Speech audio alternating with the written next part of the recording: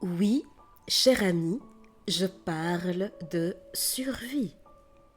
Parce qu'avec une personne au fonctionnement pervers narcissique dans sa vie, sans distinction de genre ni de relation, on le rappelle, c'est souvent le mieux qu'on puisse faire.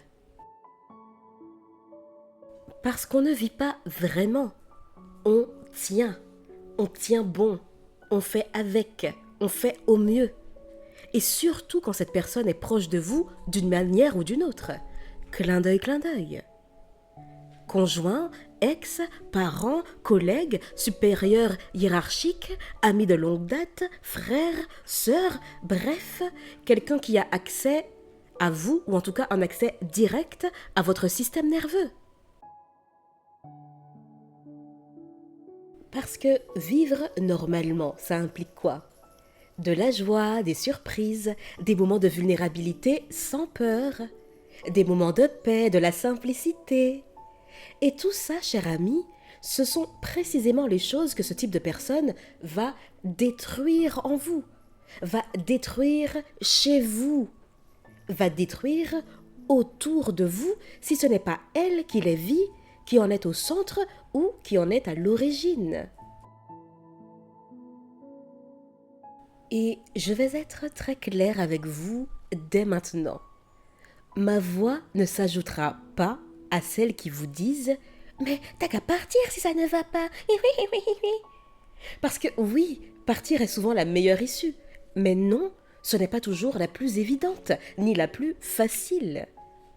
Quand on parle d'emprise psychologique, de manipulation émotionnelle et parfois même financière, le mot partir devient un luxe intellectuel. Et puis, il y a un détail qu'on oublie souvent. Ces personnes-là, elles n'opèrent quasiment jamais seules. Il y a presque toujours une petite armée autour d'eux, les fameux singes volants. Des gens qui les servent consciemment ou non, volontairement ou par naïveté ou par ignorance, par peur, par loyauté mal placée, ou simplement parce que la version qu'on leur a racontée est très convaincante. Donc oui, cette vidéo est dans une playlist réservée à la communauté privée. Et oui, cette fameuse communauté, cet espace en tout cas privé, arrive. Parce qu'on ne peut pas tout dire n'importe où. Mais bon, puisque nous sommes déjà là, autant continuer.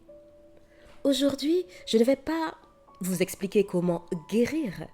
Je vais vous partager des astuces sur comment tenir, comment ne pas perdre pied, comment protéger ce qu'il reste de vous en attendant de pouvoir sortir de ce marasme pour de bon. Pas de grande théorie, du concret, du vécu, du praticable. Premier point, et je sais que ça peut sembler dérisoire, mais c'est un sourire. Oui, un sourire, cher ami.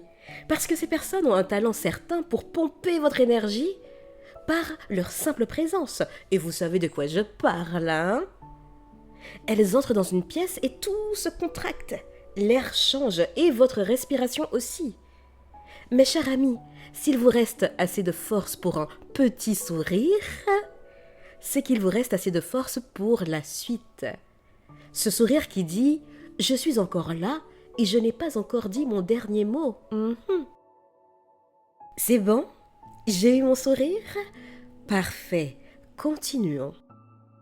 Deuxième point, ne leur montrez pas vos émotions. Alors oui, je sais que ce n'est pas facile parce que ce sont des gens qui jouent comme ça avec les émotions des autres, mais c'est crucial. On appelle ça le Grey Rock ou techniquement la technique du caillou gris. Fade, neutre, inintéressant, inintéressante. Pourquoi? Parce que toute émotion que vous montrez devient de la matière première. Vos émotions positives, ouh, cher ami, elles seront sabotées. Sabotées, minimisées, ridiculisées. Ne daignez pas avoir un sourire ou être heureux, heureuse. Croyez-moi que cette personne trouvera un moyen de vous effacer ce sourire, ou en tout cas la source de votre bonheur. votre tristesse, votre peine, votre colère, elles seront utilisées contre vous, pour vous discréditer, pour vous faire passer pour une personne instable. Tu vois, Ernesta, mais elle est toujours en colère. Mais je t'ai dit qu'elle est instable. Mais oui, je t'avais dit ça. Mais à huis clos, c'est cette personne même qui vous pousse à bout. Ou alors, elles vont utiliser cette personne va utiliser vos émotions, tristesse, peine, colère, pour illustrer un travail de sabotage déjà entamé en coulisses. Parce que oui, ce n'est pas parce que cette personne, donc là où l'EPN vous parle gentiment, avec le sourire jusqu'à derrière les cheveux, là, qu'en parallèle, votre réputation n'est pas en train d'être soigneusement démolie ailleurs. Hein.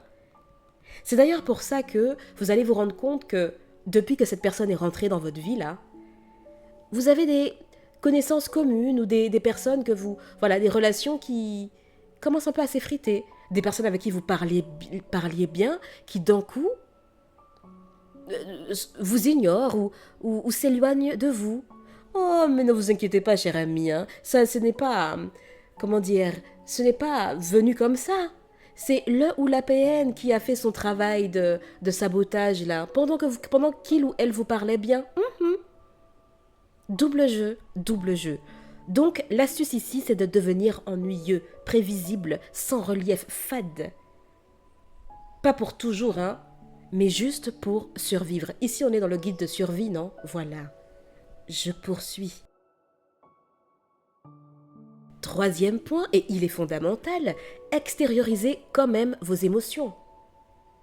Parce que le grey rock ne veut pas dire de répression. Si vous gardez tout à l'intérieur, vous explosez. Ou vous tombez malade et ce n'est pas ce que je veux pour vous. Et d'ailleurs, si vous explosez, croyez-moi que le ou la PN s'en servira contre vous. Ah ben vous voyez, je vous ai dit qu'il est fou, mais regardez comment il s'énerve. Mais oui! Vous voyez? Donc non, extériorisez au fur et à mesure, extériorisez. Trouvez un endroit sûr, que ce soit un carnet, un enregistrement vocal, un ami fiable, j'insiste sur fiable, un thérapeute ou un psychologue si possible, une activité physique. Même parler tout seul dans la voiture, franchement. Avec les montagnes russes émotionnelles que provoquent les personnes à fonctionnement PN, l'émotion doit circuler. Sinon, elle se retourne contre vous d'une manière ou d'une autre. Quatrième point. Ne leur présentez pas vos nouvelles connaissances. Et pour les anciennes, il faudra parfois limiter les contacts, surtout si elles sont trop proches du ou de l'APN. Croyez-moi, cher ami, ils savent y faire. Ils pourraient vous faire croire qu'un poisson rouge les a poursuivis en scooter pour voler leur portefeuille et retirer les 20 € de leur compte bancaire, ce qui expliquerait pourquoi ils ont pris 20 € dans votre porte-monnaie à vous.